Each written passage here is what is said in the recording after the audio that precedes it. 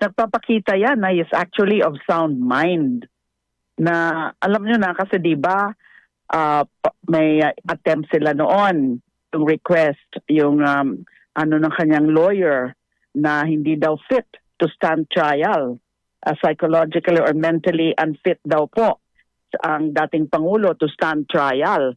Pero hindi naman po ito pinakinggan kasi ang sabi nga kasi he is supposedly unable to give instructions for his defense. Mm-mm. So ibig sabihin niya na kung gumagawa siya ng ganyan na waiver, declaration, proof ho yan na is of sound mind na inaiintindihan niya yung statement niya kaya nga pinirmahan niya. Mhm. So ang ibig ano rin yan, tunay din na ano yan, ebidensya na that Duterte is able to defend himself.